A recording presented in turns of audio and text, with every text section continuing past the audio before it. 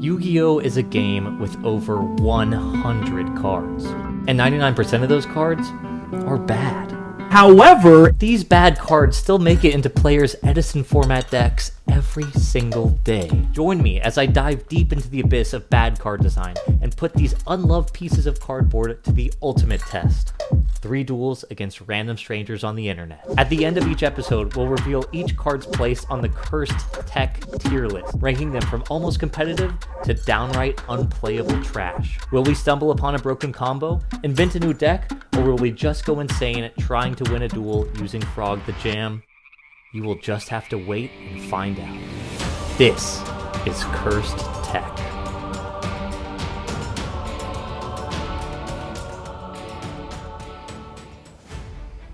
You know, I've been thinking, why am I the only one who has to play with bad Yu-Gi-Oh cards? It's like, every time I go into a duel, I'm playing with some janky deck, and my opponent's deck has good cards in it. And it's just, you know, I find that frustrating. Why don't I graciously gift my opponent some of my bad cards, you know? Level the jank playing field so both decks are just playing with unloved pieces of cardboard. And like I will gift my opponent bad cards, this idea was graciously gifted to me by Mandy Candy, who had the idea to give my opponent Sasuke Samurai number 3 and then attack into it in order to let me draw 7 cards. As someone who is a fan of not only gifting my opponent monsters, but also the Sasuke Samurai archetype, I loved this idea. And it really got me thinking, you know, what other bad Yu-Gi-Oh cards could we gift to our opponent and force them to use? You see, Konami has a long history of printing terrible cards. Cards that you look at and they make you rethink everything you thought you knew about the game. And after diving deep into the Yu-Gi-Oh card pool abyss, I pulled out some interesting pieces. The first I want to talk about is Hero's Shadow Scout. This card has been, let's just say, dabbled with in mill decks in the past, but in this deck, we're gonna be using it in order to hopefully draw 3. And next is probably my favorite card in this entire deck, a card that surprised me more than any other, Amoeba. You see, Amoeba is meant to do this. It is meant to be gifted as a sort of trick. And with the deck list I have created, which I'm about to show you, it works extremely well. And unfortunately, I am not playing Amoeba's counterpart, Griggle. I'm not playing Griggle. I know I should be playing Griggle, but I'm not. I'm sorry, I'm not playing Griggle. Check out the deck list, no Griggle in sight, but a lot of powerful cards. Let me tell you about them. You see, we've got our 3 offenders, Sasuke Samurai, Hero Shadow Scout, and Amoeba, to gift to our opponent, and there's 3 ways to do that. The first of which is Creature Swap, and the second of which is Mystic Box. You see, this anime card is very good in this deck list. It does everything you want, it's removal, it gifts a monster, and sometimes you gotta give a gift and not expect anything in return, which is why we are playing She Ends Spy. Gifting monsters works extremely well with the other engine in this list, Kinka Bayou. You see, Kinka Bayou works perfectly with Creature Swap, in that when you swap monsters, the Kinka Bayou will go back to your hand in the end phase. And when combined with Mystic Box, it is just removal. You can destroy a monster, gift your opponent the Kinka Bayou, and that Kinka Bayou goes back to your hand. But this interaction becomes even funnier when you realize that Legacy of Yatagarasu lets you draw 2 cards if your opponent controls a spirit monster. And for some reason, they're going to be controlling a lot of spirit monsters when you play against them. But the primary role of this spirit cat is to revive the level 1 amoeba from your graveyard, send it over to your opponent, attack into it, and then do the whole thing again next turn. Historically, Kinka Bayou has been used as an advantage engine.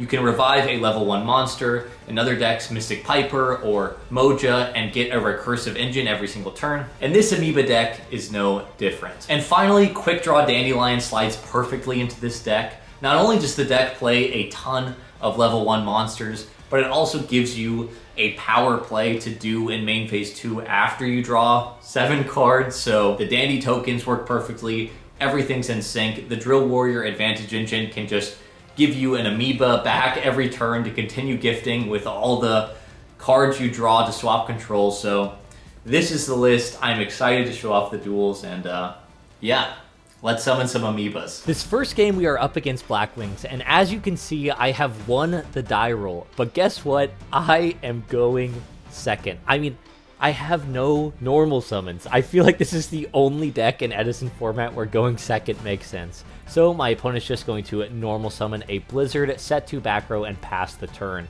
We draw a creature swap. Okay, we're just going to pass. My opponent draws for turn. They go into the battle phase. We take that 1300 and we drop this Tragodia. They pass and we draw the second Mystic Box. Okay, no matter. We're going to activate Heavy Storm, switch this Tragodia to attack position, go into the battle phase, clear our opponent's Blizzard, and they will take 1700 damage, and then we just pass. My opponent draws for turn. They're going to normal summon a Shura. They're then going to activate Solidarity to buff that Shura up, and then they will Collude over our Tragodia. We take 1000 damage because that is a large Shura, and then my opponent is going to pass their turn. We draw a quick draw, and my opponent is new to the game, so they forgot to summon out with the Shura, but I just let them do it during this turn. I mean, it doesn't matter to me. So they summon out a Vayu, and then we just pass our turn. They draw for turn. They're going to go into the battle phase and attack us, but we will drop this Battle Fader. They set a back row and pass the turn back to us, and we draw a Sasuke Samurai number 3, and this is the best draw. What we're going to do is we're going to normal summon that card. We're then going to activate Creature Swap, and my opponent decides to give us the Vayu. This is very good, because Vayu has less attack than Sasuke Samurai number 3. We switch the Battle Fader, set our entire hand, go into the battle phase, and no stop. We take that 200, but we also get to draw 6 cards. I can't believe it. We draw 6 cards. Oh my goodness. We're then going to go into main phase 2, special summon Quick Draw Synchron from our hand, make a Drill Warrior, use its effect, discarding the Jester Confit to banish itself, and then pass the turn. They attack, and we are going to Battle Fader. Then going to pass their turn. In the standby phase, we get back Drill Warrior, we add back the Jester, and this, my friends, is going to be a very good turn for us. We special summon the Jester, activate Mystic Box to destroy their Shura and to hand them our Jester Confit. We're then going to activate 1-for-1, discarding a Kinkabayo in order to summon out an Amoeba from the deck. Thank God this is a level 1 monster. We're then going to go into the battle phase and attack into this Jester. They will take 2400 damage, and I mean, do I even need to say it? You know what I'm going to do next. We are going to trigger Sasuke Samurai number 3 yet again. We draw 5 more cards. We've drawn 11 cards in 2 turns. What is happening? We go into main phase 2 and we activate Mystic Box. We give our opponent the Amoeba and they will take 2000 damage. We're then going to special summon a Quick Draw from our hand. We get 2 dandy tokens, and then we're going to activate Creature Swap. The Amoeba will not trigger again because it only happens once while it's face up on the field. We're then going to synchro into a Nitro Warrior, and guess what? We have not normal summoned. We can use Kinkabayu to summon the Amoeba back. It has left the field. It is ready to burn again, and this Shien Spy will seal up this game. I gotta say, that is one of the coolest OTKs I have ever done. This next game, we are playing against Diva Zombies, and we are going second. Our opening hand looks pretty good. I mean, actually, this opening hand is insane. My opponent sets a monster and passes the turn, and we draw a Mystic Box, and this will let me show you one of my favorite openings in this entire deck. Amoeba plus Mystic Box is such a funny combo. You destroy their monster, and they take 2000 damage. But unfortunately for us, the monster was a Sankan.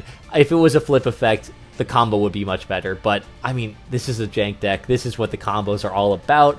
They take 2000, and we are not done yet. We can then special summon this Quick Draw from our hand, discarding the Dandelion. We can make a Drill Warrior, and they have a monster in attack position, so we can attack in, dealing 2100 damage. So that's a nice little, 4000 damage opening combo that you can do with this deck. We banish the Drill Warrior and pass the turn. My opponent is going to normal summon a Dark Greffer. They use its effect, discarding a Plague Spreader zombie to send a Malicious from their deck to the graveyard. They use that Malicious to summon out another Malicious. They then use Plague Spreader, stacking a card to special summon it. They then make a Colossal Fighter, which will be at 2,900. They go into the battle phase, clear our token, and then attack us for 29, and we will summon this Gorz. Things are looking pretty good for us. In the standby phase, our Drill Warrior comes back. We can use the Drill Warrior to add a Dandelion from our graveyard to our hand. We're then going to switch this token to attack position, use Drill Warrior's effect to half its attack and let it attack directly. Get in a lot of damage over this Dark Greffer, attacking directly for 12 as well. Or they're going to use Drill Warrior's effect, banishing itself, sending the Dandelion, making some tokens, and then passing the turn. My opponent draws for turn. We're then going to go into the battle phase, clear our token, because now there is one more warrior in the graveyard with this Dark Greffer. They have a 3,000 attack monster. They set another monster and then pass the turn, and we draw the best card, Creature Swap. We get Drill Warrior back in the standby phase, and do you know what card we're going to get from the graveyard? That's right, there's only one option. The Amoeba is going to seal up the game with the Creature Swap. We don't need to go to the battle phase, we don't need to do anything. Amoeba wins us game number 1. Game number 2 is always good because, you know, we like to go second. Our opening hand looks pretty dang good. My opponent's going to set a back row and pass. We draw a Mystic Box, normal summon Amoeba, activate Shien Spy. Much less good, but I mean, what can we do? It's a funny combo nonetheless. They're going to switch that Amoeba to defense position and pass. And here you can see one of the major problems with this deck if your opponent does nothing. I mean, I could Creature Swap this Sasuke to steal the Amoeba back, but he changed it to defense, and Creature Swap says you cannot change the battle positions, and so we need a way to get one more monster on the field in order to trigger this card, and things are not... we just kind of have to wait and just hope that something happens. They summon a Caius, banishing our Call of the Haunted, attacking us for 2,400. They set another back row and pass. We draw a Kinkabaya, which is not bad at all. We're going to use that to summon back the Amoeba, and they have Torrential. Dang it, if they didn't have Torrential, that would have been really good, but we have no other play, so we pass. They set a monster and pass to us, and we're just passing back and forth, yada yada yada. All the cards in our deck are so reactive, there's just nothing we can really do. My opponent flips up this Zombie Master. They then normal summon a Deep Sea Diva that will bring out another Diva, and things are not looking very good for me. We go into the battle phase, and we will special summon a Battle Fader. We draw another Battle Fader. We're going to normal summon a Sasuke Samurai. We activate Mystic Box, giving our opponent the Sasuke Samurai. We're then going to set some cards, switch Battle Fader to attack, and Phoenix Wing Wind Blast. Okay, that's fine, I guess. Our Battle Fader gets banished, and we have no other play, so we pass the turn. They're going to Synchro, unfortunately, and this game is just dragging out so long, and nothing's happening. We draw some cards, we activate Creature Swap, and then they Solemn Judgment, and then we activate Mystic Box to destroy their monster. They're up a ton of cards. We keep passing back and forth, and then this skill drain is going to seal my fate for game number 2. Alright, it is time for that all-important game number 3, and thankfully we are going second yet again. Our opening hand looks pretty good. My opponent's just going to pass their turn, and we're going to normal summon a Cyber Valley, set a Legacy, and pass the turn right back. My opponent special summons a Cyber Dragon, and... oh my god. They don't have Chimera Tech. They don't have Chimera Tech Fortress Dragon. Oh my god, we are so lucky. What the heck is that? We're going to use Cyber Valley's effect to banish itself, draw a card, and end the battle phase. My opponent sets a monster and then passes the turn, and we draw a Sasuke Samurai number 3. And I feel bad for my opponent because if they had Chimera Tech, I wouldn't have gotten that extra draw, and this game might have turned out a little bit differently. But for now, we get to do one of the sickest plays in Yu-Gi-Oh! I have ever done. We're going to go into the main phase, normal summon our Sasuke Samurai number 3, special summon Quick Draw Synchron from our hand, and then activate Mystic Box. This will destroy the face down and give my opponent the Sasuke Samurai number 3. Now we can go into the battle phase and attack into that monster with the Quick Draw. We will take 300 damage, and we can go Chainlink 1, Sasuke Samurai, Chainlink 2, Tragodia. I think that's how it works. At least that's what my opponent said, and I believe him. So we get to summon the Tragodia because we took battle damage, and then we draw until we get 7 cards. in our hand. Just to rub it in his face a little bit more, we also have Legacy of Yatagarasu, making this Tragodia into a 4,200 attack monster, which we can still in the battle phase clear the Sasuke Samurai. Oh my god, we just drew so many cards. We're then going to special summon Quick Draw Synchron in main phase 2, and we just have so many options. We're going to go into a Drill Warrior, use that Drill Warrior, discarding a Jester Convite, activate Creature Swap, give them the token, we take that Cyber Dragon. We're then going to use Drill Warrior, and then we just pass the turn. I wasted a bunch of cards, but I just have so much going on. Unless they kill me this turn, I'm in a very good spot. They summon Treeborn Frog. They're then going to think for a little bit, normal summon a Gale, activate its effect, halving the Tragodia, make a Catastor, and realize that there is no coming back from this Drill Warrior, and they scoop it up. I mean, the Chimera Tech would have changed some stuff, but oh my god, what a crazy turn from this deck. That was fun and all, but honestly, I can't stop thinking about Griggle. I should have put it in the deck list. This has to be one of the best decks I have ever played. It scratches at a fascinating Yu-Gi-Oh paradox. Is my deck bad because it plays bad cards, or is my deck good because it plays bad cards? In the Yu-Gi-Oh card pool, it's very interesting because the cards at the opposite sides of the spectrum are the ones that see play. There's a lot of good cards that see play, and there's also a lot of bad cards that see play. And I find it really interesting that a card like Sasuke Samurai #3 sees a lot more play than, let's say, a 1500 attack normal monster because of the fact that its card design was so bad. There's something about bad cards that makes them useful because their bad effects are so unhinged that you can get creative and find a way to take advantage of them. Like all creature swap decks, this deck shines when your opponent slips up. I mean, unless your opponent is playing a synchro deck, a lot of times they cannot get rid of the Sasuke Samurai #3, and you can just keep crashing into it using all your cards, creating multiple Drill Warriors, getting multiple cards back. I mean, it's just an insane advantage engine. The weaknesses of this deck are, first of all, that it plays a lot of bricks. Your bad cards are just bad when not paired with the gifting cards, and also it relies on your opponent. If your opponent doesn't commit to the field, that's very bad. If your opponent commits too much to the field and they don't have any zones, that is also very bad. I really want to put this deck in the powerful cardboard tier, but I believe it has a perfect place in fun and cheesy. I think an interesting companion deck is the Bokoichi Quick Draw deck from the first episode. Both of those decks can just be